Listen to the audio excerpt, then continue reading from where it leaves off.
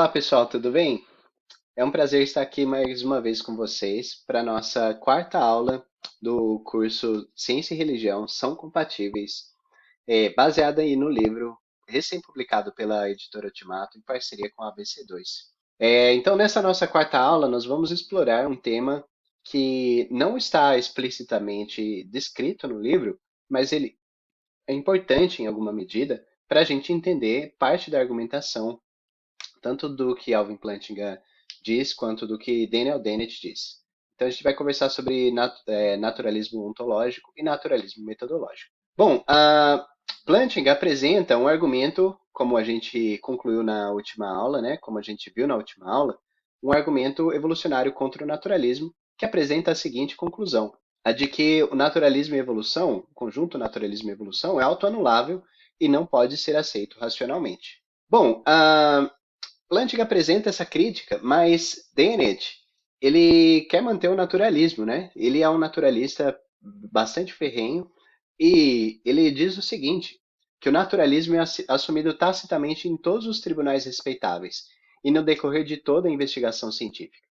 Bom, você percebe que o Dennett, ele, apesar do argumento evolucionista contra o naturalismo, de algum modo ele ainda quer manter um certo tipo de compromisso com o naturalismo, porque, segundo o que ele argumenta, o naturalismo é assumido de modo tácito quando, por exemplo, pessoas julgam crimes em tribunais e aí assumem que não ocorreram violações naturais, violações de leis naturais, né? Ou que Deus não existe, não interviu, portanto, na cena do crime e por aí vai, né? E também no decorrer de toda a investigação científica, né? De que assumir que Deus não existe é importante para que a investigação científica aconteça.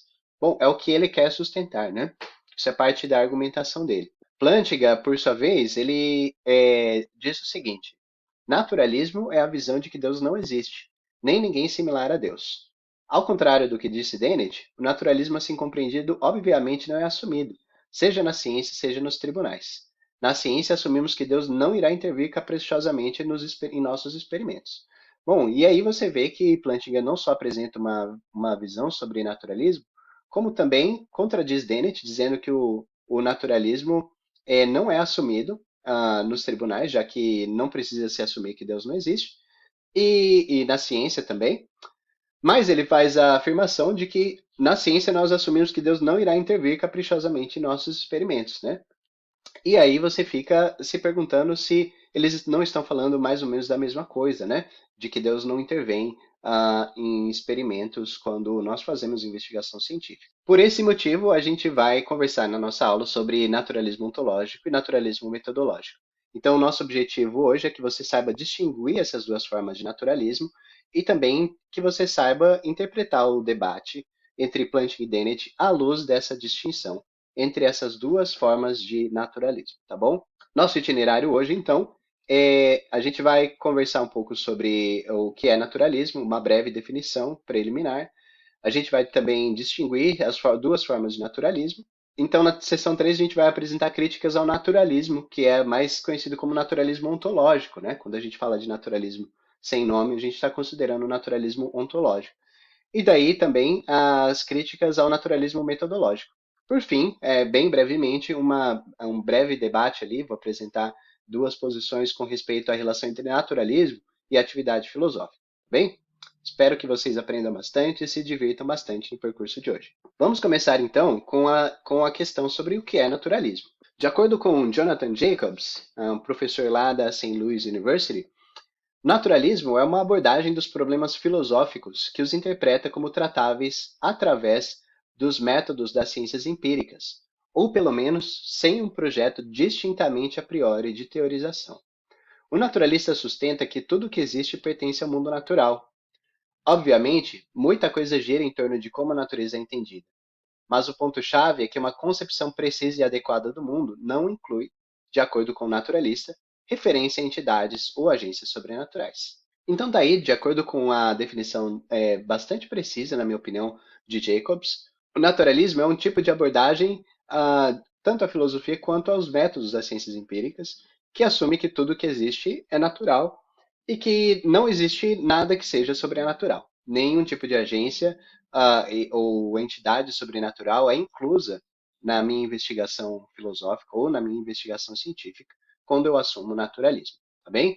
Plantinga também dá uma definição de naturalismo, né? Em ciência e religião são compatíveis. Ele diz assim: naturalismo é a visão de que Deus não existe, nem ninguém similar a Deus.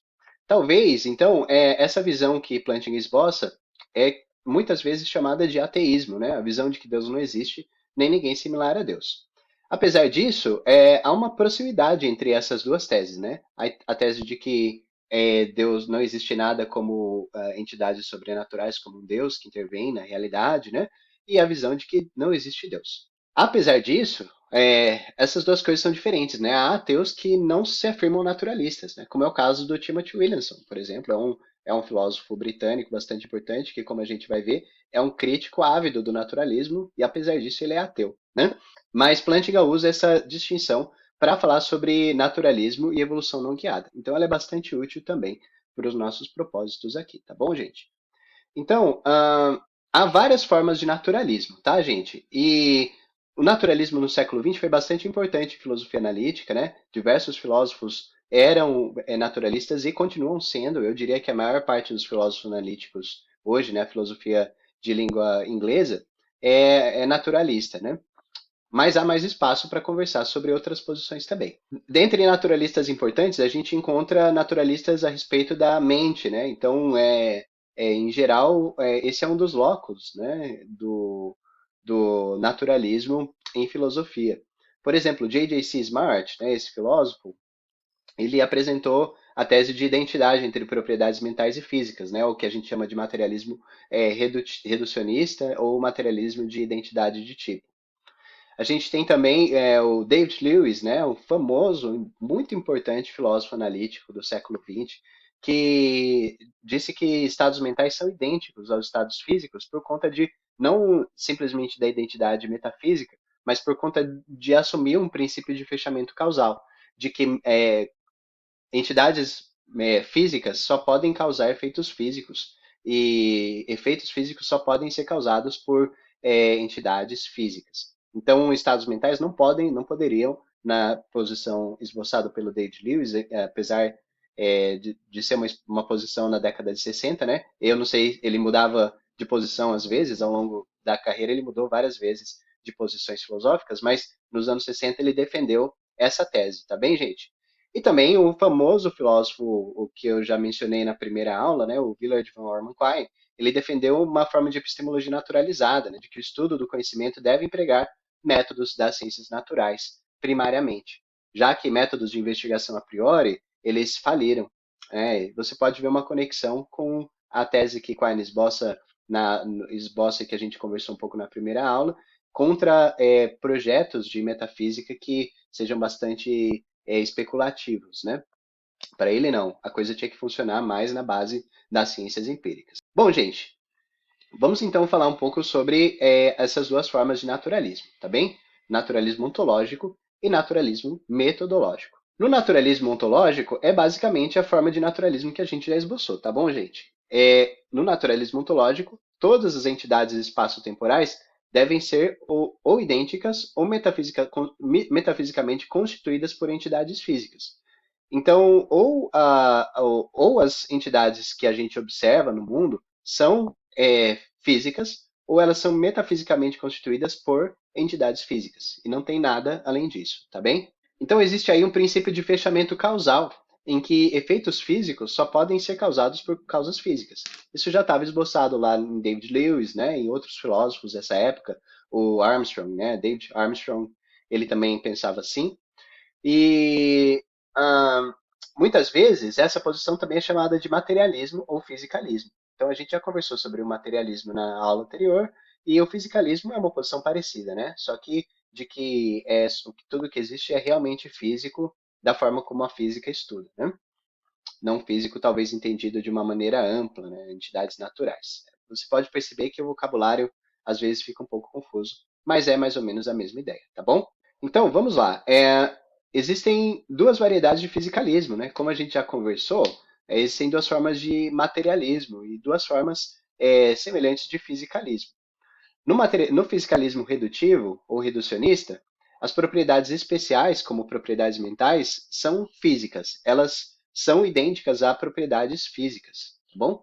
No materialismo não redutivo, as propriedades especiais, como as mentais, podem não ser físicas, mas são realizáveis fisicamente. Quando você observa, elas podem ser, digamos assim, completamente explicáveis e existe uma sobreveniência do físico sobre as propriedades, das propriedades físicas sobre essas propriedades, né, especiais. Bom, gente, em que o naturalismo metodológico se diferencia do naturalismo ontológico nesse sentido? Vamos lá.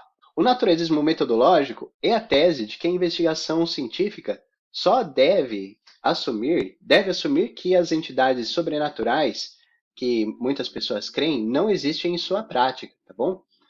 Então, tanto o naturalista quanto um cristão, por exemplo, quando estão no laboratório, defende o naturalismo metodológico. Eles assumem que as entidades sobrenaturais não existem naquela prática científica específica, né?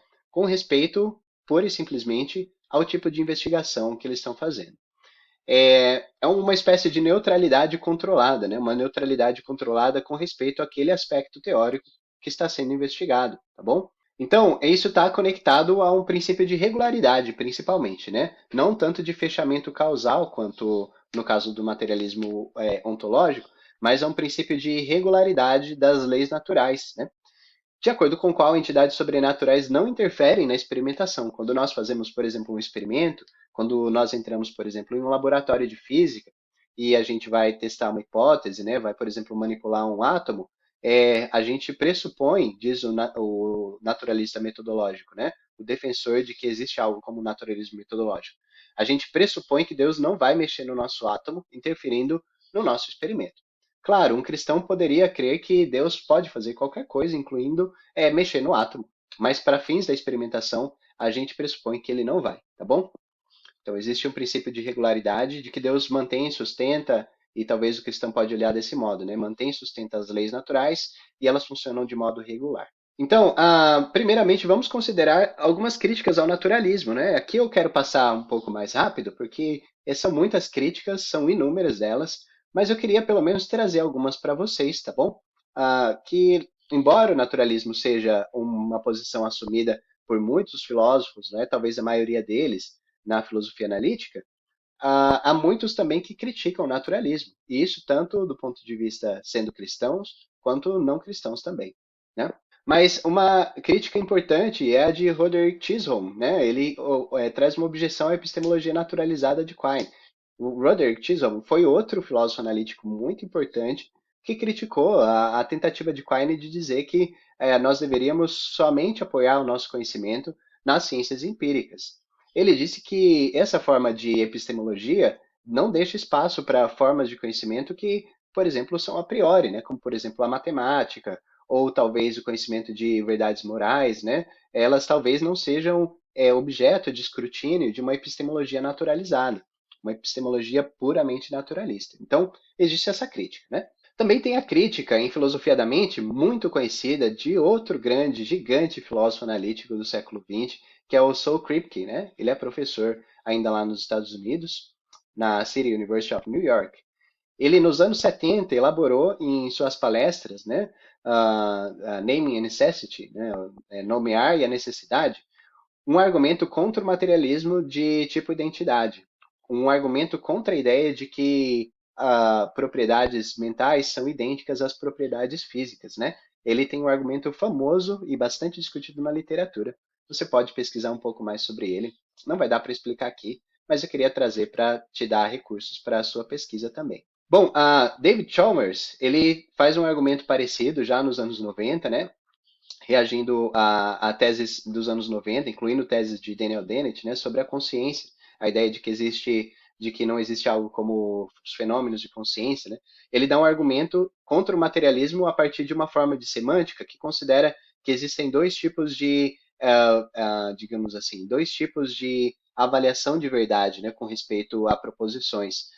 E não vai dar para explicar também, mas ele traz um argumento que conflita e propõe uma alternativa ao materialismo da forma, por exemplo, como a do Dennett, né? Que, como ele explica no livro que a gente está discutindo aqui, ele defende uma teoria bastante materialista, bastante fortemente naturalista sobre a mente, de que a mente é um computador e tudo mais. Chalmers vai contra essa tese, propondo um argumento aí contra o materialismo. E também tem o argumento de Plantinga, que, como a gente viu, é um argumento evolucionário contra o naturalismo, usando uma tese da ciência moderna para refutar, para trazer uma objeção importante ao naturalismo. Eu quero me deter um pouco mais aqui na seção sobre críticas ao naturalismo metodológico, já que elas são inúmeras, né, também. Bom, existem muitas críticas ao naturalismo ontológico, algumas delas eu esbocei aí, são teses filosóficas muito grandes, muito importantes, mas quanto ao naturalismo metodológico, isso diz respeito a partes importantes do nosso livro, e por isso eu queria focar um pouco mais aqui. O naturalismo metodológico é criticado por diversas pessoas de várias posições, né? Ele é criticado, por exemplo, por membros do movimento do design inteligente, né? Como o Philip Johnson e o Michael Behe, né? Ele também é criticado muito por certos naturalistas, incluindo Martin Baldry, e por filósofos como o próprio Plantinga e Bradley Monton. Plantinga criticou o naturalismo metodológico ao longo dos anos 90 e depois, por volta do fim da década de 2010, ele parece mudar um pouco de posição. De qualquer modo, permaneceu a crítica que ele fez ao naturalismo metodológico. Bom, a objeção mais conhecida, que é o ponto de partida, tanto de que unifica, de certo modo, todas essas posições, é a chamada objeção de busca da verdade. Né? Ah, eu diria que a objeção de busca da verdade unifica principalmente as tentativas de Plantinga e também do pessoal do movimento do design inteligente. Mas ela é uma crítica importante que pode ser modificada e também adaptada para o caso naturalista. A primeira premissa desse argumento, do argumento para essa objeção, é a seguinte: é plausível que a explicação da história natural não seja naturalista. Segunda premissa, se a primeira premissa é verdadeira, então é plausível que o naturalismo metodológico não favoreça o objetivo da ciência de buscar a verdade sobre o mundo. Mas então, se é plausível que o naturalismo metodológico não favoreça o objetivo da ciência de buscar a verdade sobre o mundo, então o naturalismo metodológico deve ser abandonado. Portanto, a conclusão é de que o naturalismo metodológico deve ser abandonado. Bom, gente, então a premissa 1, ela diz respeito à ideia de que é possível, é plausível que a história natural não seja naturalista, no seguinte sentido, de que a história natural possa ter incluído, de algum modo, intervenções divinas, né? Então, talvez para o laboratório de física, talvez seja razoável a gente supor que Deus não vai intervir no nosso experimento. Talvez ele até pudesse, mas a gente razoavelmente supõe isso, tá bom? Porém, quando diz respeito a coisas de história natural, como é o caso da evolução, e talvez aí a gente pudesse incluir outras disciplinas que olham para o passado, como por exemplo a cosmologia, é plausível que a explicação de ciências que olham para trás, né, na história do mundo, não seja naturalista. De tal modo que, por exemplo, uma explicação razoável seja de que Deus tenha interferido na realidade e criado entidades dentro da realidade, entidades estas que são passíveis de investigação científica, né? Só que, se isso é plausível, então é plausível que o naturalismo metodológico não favoreça o objetivo da ciência de buscar a verdade sobre o mundo, porque ele apresentaria uma limitação à ideia de que a ciência é capaz de investigar verdades importantes sobre o mundo, né? Se a ciência tem por objetivo, então, investigar a verdade sobre o mundo, então por que nesse caso, o naturalismo metodológico impediria a explicação melhor para a origem da história natural, da evolução, por exemplo, dos seres vivos na Terra, né? Então, nesse caso, o naturalismo metodológico apresentaria uma limitação aos objetivos da ciência, de tal modo que talvez ele não favorecesse o objetivo de investigar o que realmente aconteceu e descobrir a verdade sobre o mundo. Só que se isso é plausível, então o naturalismo metodológico deve ser abandonado como um pressuposto para a ciência. Bom, então essa é a objeção de busca da verdade. Bom, há uma discussão em torno dessa objeção, claro que não dá para expor tudo aqui, mas eu separei uma resposta que é tida como uma resposta dupla, né, e bastante interessante com respeito a essa objeção. O primeiro ponto é que talvez nós tenhamos boas razões para rejeitar a premissa 2. A premissa 2 é essa aqui, tá, gente? Se é plausível que a explicação da história natural não seja naturalista, então é plausível que o naturalismo metodológico não favoreça o objetivo da ciência de buscar a verdade sobre o mundo. Então, o antecedente dessa premissa é que é plausível que a explicação da história natural não seja naturalista. O consequente dessa afirmação é o que você vê em vermelho aí no seu slide. Só que talvez seja plausível que a parte em azul seja verdadeira e a parte em vermelha seja falsa. E se a parte em azul é verdadeira e a parte em vermelho for falsa, então essa implicação não é necessariamente verdadeira. E talvez a gente possa rejeitá-la. E ao que parece, de acordo com essa forma de resposta, é plausível que a explicação da história natural não seja naturalista, mas que talvez, por exemplo, a ciência seja limitada com respeito a saber alguns certos tipos de verdades últimas sobre o mundo, como a origem da história natural, né, a origem da evolução, por exemplo, da vida da Terra. Então, se a melhor explicação for uma explicação ideal da história não seja naturalista, ainda assim o naturalismo metodológico pode servir como um princípio que favorece o objetivo da ciência de buscar a verdade sobre o mundo, ainda que a ciência seja limitada sempre na busca dessa verdade e a busca da verdade seja mais um alvo do que algo que realmente a ciência vai concretizar, pelo menos com respeito a certos tipos de fenômeno. Então, há boas razões para rejeitar a premissa 2 e também há uma discussão em torno dessa premissa, tá bem, gente? O assunto não está encerrado, sem dúvida. Então, existe também já a crítica, né, e modificação provida por Erkki Kojonen, eu acho que é assim que pronuncia o nome, né? Ele diz o seguinte: de fato, o naturalismo metodológico não deve ser assumido a priori. E ele, de certo modo, então aceita, né, que a gente não pode internalizar o naturalismo metodológico como pressuposto da investigação, mas que ele deve resultar da própria investigação científica. Então, se a gente aceita o naturalismo metodológico, ele deve ser aceito a posteriori, como resultado de uma investigação científica séria, intelectualmente aberta e honesta, que talvez resulte no naturalismo metodológico, pode ser que também resulte em sua negação, tá? Mas que ele não pode ser assumido simplesmente a priori.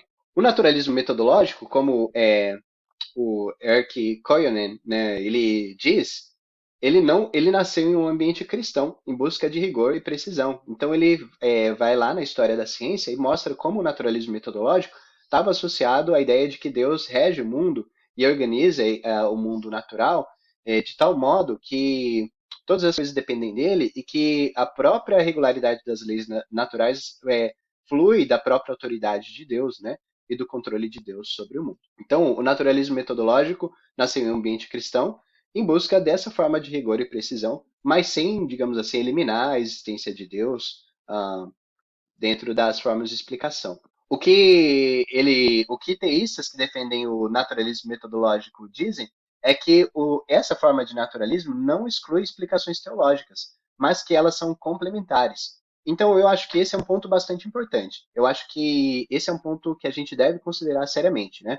O naturalismo metodológico não exclui explicações teológicas, né? Então, por mais que a ciência talvez possa assumir uma forma de naturalismo metodológico na investigação, existem formas complementares de explicação. E talvez seja um erro nós colapsarmos todas as formas de explicação em uma só, né?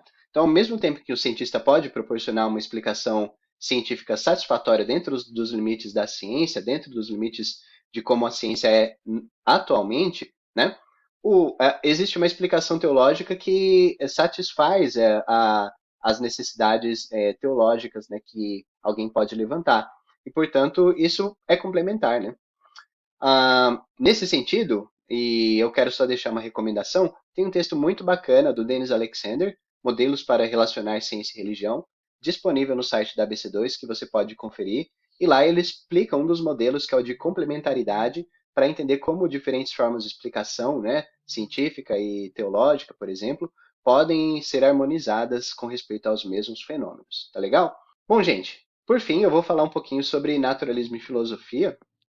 E nessa última sessão, que vai ser bem breve, eu quero somente considerar um certo tipo de debate sobre a forma como o naturalismo é muitas vezes internalizado no debate filosófico, né? O naturalismo não é somente algo que resulta, para muitos filósofos, da investigação filosófica, mas ele é um pressuposto dela, né? Então, é um pressuposto que, é claro, eles dizem, né, tem bastante evidência em favor, mas ainda assim é algo que é assumido dentro da investigação e serve como ponto de partida. Quando nós falamos disso, nós estamos falando da filosofia, tá? Nós estamos falando sobre filosofar sobre o que é a filosofia e sobre quais são os melhores pontos de partida para a gente fazer a investigação filosófica do ponto de vista metodológico. Às vezes é chamado isso também de metafilosofia, tá bem, gente? Então, qual é a relação entre naturalismo e filosofia? Eu quero só considerar um exemplo dado nesse livro aí, é, é, Philosophical Methodology, né? Metodologia filosófica, armchair, the armchair or the laboratory. Então tem armchair é aquela cadeira, né, de balanço que você coloca os braços, né, e pode ficar bem relaxado assim. E geralmente é trazido no contexto desse tipo de conversa como como relacionado ao tipo de filosofia feita quando você senta na cadeira e está pensando, né, filosofando sem olhar para o mundo. Então, o contraste aqui será que a gente deve fazer filosofia como que sentado em uma cadeira de balanço ou ir para o laboratório e se engajar com as ciências naturais? Bom, então vários filósofos contribuíram para esse volume. Dentre eles tem dois que eu queria destacar, né? Que um deles é o Timothy Williamson, e que é um ateu, e o Alexander Rosenberg, que também é ateu. Porém, Timothy Williamson, ele não é naturalista, né? Ao contrário do o Alex Rosenberg. Então, eles discutem sobre naturalismo, filosofia e ciência nesse volume. Williamson defende a posição de que o naturalismo é dogmático, ele é anti-intelectual e cai em petição de princípio. O Williamson pensa que o naturalismo é dogmático porque ele é muitas vezes assumido e defendido pelos seus defensores como se fosse uma causa quase religiosa, né? Ele também é anti-intelectual porque ele não dá espaço para ciências humanas, por exemplo, e para matemática e outras formas de investigação que não sejam das ciências naturais estritamente, né? Perceba que aqui o ponto dele é que o naturalismo beneficia as ciências naturais e os modos de investigação das ciências naturais em detrimento de outras formas de obtenção de conhecimento. E o Williamson, embora seja ateu, ele discorda de que isso seja um bom princípio para a atividade filosófica. E por fim, ele cai em petição de princípio, porque ele não é capaz de mostrar a si mesmo que ele é coerente, né? Ele é somente assumido pelos seus defensores, mas não existem bons argumentos que não assumam o naturalismo que consigam mostrar que o naturalismo é verdadeiro ou precisa ser assumido pelos filósofos, né? Então, nesse sentido, ele só é mostrado verdadeiro quando é assumido como verdadeiro. E aí, por isso, ele cai em petição de princípio. O Rosenberg, em contrapartida, ele responde Williamson e em forma de debate, né? São 4 artigos, 2 de cada, intercalando entre afirmações e respostas. Rosenberg, em suas reações, ele diz que o naturalismo, por sua vez, é aceito com base em boas razões indutivas. Então, um grande número de pessoas já fez investigações sobre o mundo usando o naturalismo. Então, ele é bom porque muita gente já se beneficiou de assumir o naturalismo em sua investigação e sua investigação ter sido bem sucedida. E também que ele fornece um padrão que deve ser seguido pelas ciências humanas. Então, mesmo que as ciências humanas, e Rosenberg faz comentários diversos, né, bastante negativos com relação às humanidades, né, mas ele diz que as ciências naturais fornecem um padrão a ser seguido e que talvez as ciências humanas, né, a história, as ciências sociais em geral, e elas devem seguir o padrão das ciências naturais e por isso o naturalismo é um padrão a ser seguido, né? Enfim, a forma de investigação que é tida como exemplar pelo naturalismo. Bom, gente, um breve comentário também sobre o naturalismo e a navalha de Ockham, né? Eu gostaria de propor essa reflexão para você e você leva isso aí e pensa um pouco mais. Será que o naturalismo é mais vantajoso diante de uma visão ockhamista? E será que a resposta à questão anterior não propõe alguns limites à navalha de Ockham? Como você se lembra, a navalha de Ockham é aquela que diz respeito à eliminação de entidades que não são necessárias para a minha teorização, né? Será que o naturalismo seria mais vantajoso? Então, os autores do livro, Plantinga e Dennett, lidam com essa questão. Eu gostaria que você refletisse sobre ela e também pensasse se essa resposta não impõe alguns limites à navalha de Ockham, por sua vez, tá bom? Gente, então por hoje é isso, né? A gente conversou então nessa aula sobre o naturalismo, a visão de que não existem entidades sobrenaturais. Existem duas variedades principais de naturalismo: a ontológica, em que não existem entidades que não sejam explicáveis fisicamente, tudo que existe é físico, né? E a variedade metodológica, o naturalismo metodológico, em que a atividade científica não deve incluir intervenções sobrenaturais. A maior parte dos filósofos é naturalista, como eu disse, mas o naturalismo não é um consenso, e isso nem mesmo entre filósofos não teístas, como é o caso do Timothy Williamson e outros filósofos também, que a gente poderia conversar aqui, tá bom? O Thomas Nagel, por aí vai. Gente, então, tamo junto, muito obrigado pela sua atenção e até uma próxima, tá bom? A gente se vê na próxima aula, a última do nosso mini curso.